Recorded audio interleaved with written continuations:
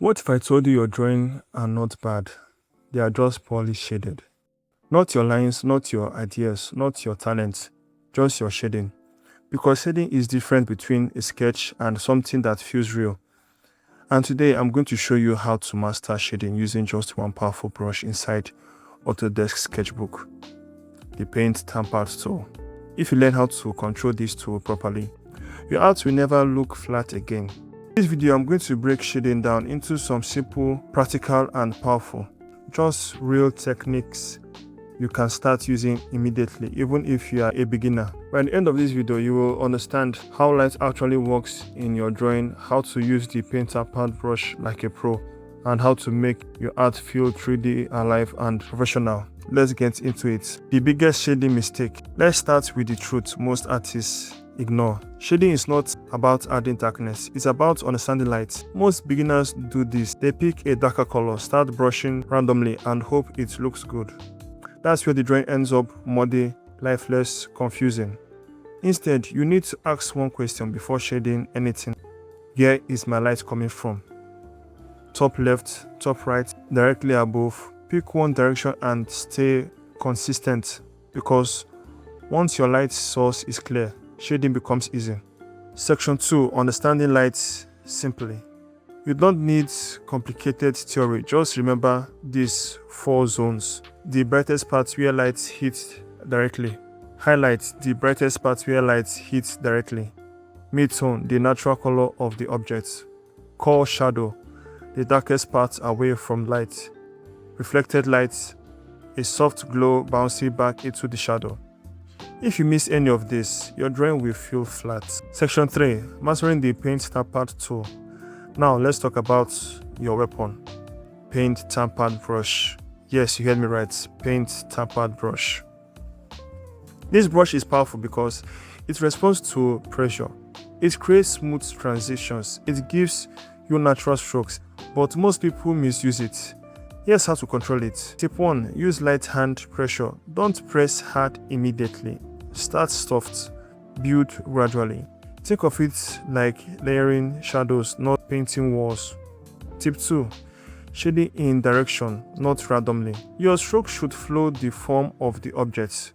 If you are shading a face, curve your strokes around the cheeks. If it's a sphere, wrap your strokes around it. This alone makes your art look 10 times more realistic.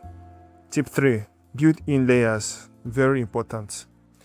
Never go full dark immediately. Instead, first pass, soft shadow. Second pass, deep in core shadow. Third pass, refine details. This gives control. Rushing shading destroys realism. Section 4. How to shade step by step. Let's break it down practically. Imagine you are shading a simple face. Step 1. Base color. Fill your base skin tone. Clean, flat, simple. Step 2. Light source decision. Let's say light is coming from the top. Everything else follows the rules. Step 3. Soft shadow blocking. Using Paint Tapered at low opacity and soft shadow on. Under the chin, side of the nose, eye sockets, neck. Don't blend too much yet. Step 4. Deep eye corners, under lips, jawlines. This creates structure. Step 5. Add highlights. Use a lighter color. Add light to forehead, nose bridge, cheekbones. Now your drawing starts popping. Step 6. Blend smartly. Don't overblend. Keep some edges soft, some edges sharp, because real life isn't fully smooth. Section 5. Secret techniques pro use. Now, let me show you what separates average artists from great ones. Secret 1. Edge control. Not all shadows be smooth. Soft edges, smooth surface. Hard edges, sharp forms. Mix both. That contrast creates realism. Secret 2. Use color, not just black. Avoid using pure black for shading. Instead, use darker tones of your base color and slight cool or warm tones. This makes your art rich, not dull. Secret 3. Zoom out constantly. If you only shade while zoomed in, you will lose the big picture. Zoom out often. Check if the form still reads correctly. Secret 4. Less is more. Overshading kills your art. Sometimes the best move is to stop. Leave breathing space in your drawing. Section 6. Common shading mistakes. Let's fix what might be holding you back. Shading everywhere equally. No focus. No clear light source. Confusing image. Overblending. Plastic look. Using one tone only. Flat drawing.